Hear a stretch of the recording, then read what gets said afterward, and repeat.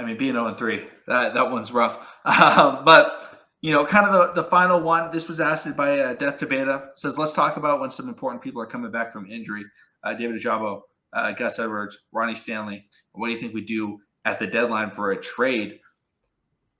How big will Gus Edwards be? Let's talk about Gus first. I feel like Gus Edwards,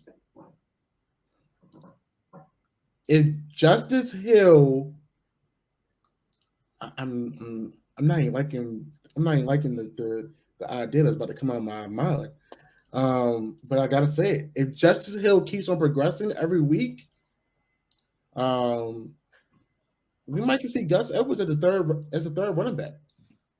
If I'm sorry, and it's because Gus will just be getting acclimated, but I don't see him being traded though. If anybody, I see Mike Davis or Kenyon Drake getting released. I feel like we'll still get the Gus Edwards that we originally had. I feel like even though he shed the pounds, he's always been a strong guy, a downhill runner. He's been part of the bread and butter with him and J.K. Even when we had Kenneth Dixon as well before J.K.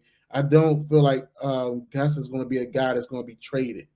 I feel like we love him here in Baltimore. I don't feel like when it comes to our running backs, we're not just up and willing to give those guys away that we feel like plays a real part of our offense. Yeah, I think Justice Hill definitely is showing, if he's able to keep progressing, that he can definitely get some carries and be a third down running back. But the benefit of Gus Edwards is this: he doesn't lose yards. This dude, if he gets hit behind the line of scrimmage, he's going to work hard and he's going to, at least get 0. I believe his entire rookie season or the first year he played for the Ravens, he didn't lose a single yard on any carries. And he's the guy where he gets hit 1 yard. I compare him to Ezekiel Elliott. He's got a little bit more breakaway speed now than Zeke does. But it's like, hey, he's going to get you 3 yards. That's the benefit of Gus Edwards is, hey, he is physical, and it allows for a great change of pace when you put in J.K. So I love Gus Edwards. When he comes back, he's going to really help this running game out because Justice Hill, he's not running through anybody. J.K. wants to run through people, just can't yet because he's trying to nurse back from health, but he's more the big play guy. Gus Edwards is oh my gosh, we just had to deal with Gus Edwards 5 plays in a row, running up the middle, and then we put in J.K., and we can throw it to him. We can call a screen pass, or we can do play action with J.K. because they were getting ready. Oh, man, they're bringing in a new running back. They're going to keep the run game going. Yep. Boom, Lamar Jackson's able to hit that big pass. I think teams are more afraid of Gus Edwards because he's so physical, because he takes a toll. He's not Derrick Henry level, but he takes a toll on you. Tackling him is annoying. It's frustrating. Exactly.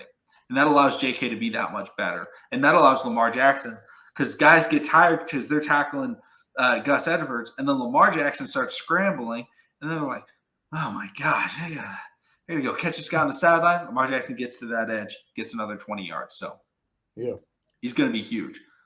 The other guys, we talked about Ajabo, and we also talked about Tyus Bowser, but the other guy is Ronnie Stanley.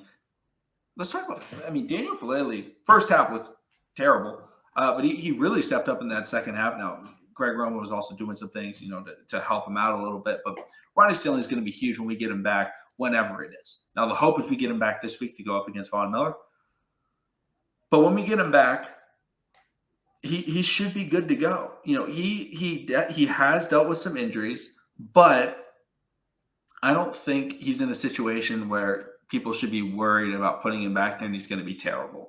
I think if he is out there and if he is taking snaps, he is going to be very good. Now, is he going to be, what he was, the best left tackle in the NFL? Probably not. It's going to take some time to get the rust off, but it's going to be an upgrade over what the Ravens have had even this year. And this year, the left tackle play hasn't been terrible outside of the first, 2 drives of Daniel Falele's NFL career at left tackle against Bill Belichick. But other than that, it was like, wow, Falele's actually kind of playing good. He's blocking Judon now. He's doing some things. Lamar talked about it in, post game. It's like, yeah, we, took the big fella a little bit of time, and all of a sudden he started turning into his monster self that he was back in Minnesota. So Ronnie, when he comes back, I think he's going to be very good. It may take him a drive to, get reacclimated, but the Ravens are waiting because they want him to come back when he is fully healthy. He's not going to get rushed back like he was last year. And see, the thing is, when everybody keep on bringing up Ronnie Stanley, it's not like he had, it's been a constant thing. Literally, he got the surgery. He thought he was good. He went to week 1. He got hurt. Obviously, the surgery didn't go as well as he thought. He got it cleaned out. They saw the issue early. They went in and attacked it. He got whatever cleaned out, and he's been rehabbing and recovering ever since. John Harbaugh said just the other week, it's been week to week, day to day. He is actually practicing. He just knocked out Daniel Falele doing some drills. So that's a testament. I know it's just pads. I know it's not a moving target, but you cannot take away technique. And Ronnie Stanley at left tackle is one of the best technicians, one of the youngest best technicians at left tackle. And one thing you can't do is take away technique from someone that knows how to play the game. Once he gets out there, I'm not going to say he's going to be automatically Pro Bowl Ronnie Stanley, but he's obviously in shape. He's taking it day by day. And when he's ready, hopefully maybe this week or by the Bengals, I believe that's week 5 that we play the Bengals. Yeah, week 5. Hopefully we should have him. And that's going to be a huge upgrade. Big shout outs to Daniel Falele going at the left tackle, because the Ravens, I said it before, I'm going to say it again. Every offensive lineman that they get, they cannot be a Swiss Army knife type of guy.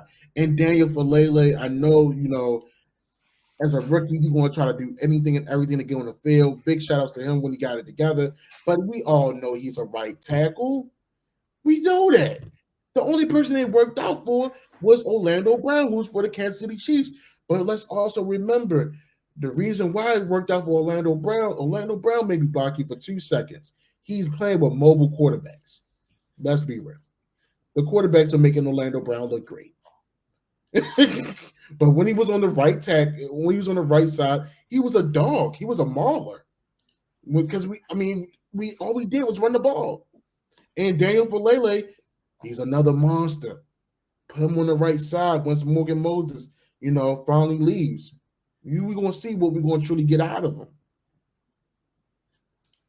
100%. I think Ronnie Stanley, he's our left tackle. And, obviously if he comes back this year and he gets injured again, I think the Ravens are looking for a new left tackle in the draft. But I think a lot of people are expecting him to get hurt for some reason. And it's like he's suffered 2 injuries and he's missed a lot of time.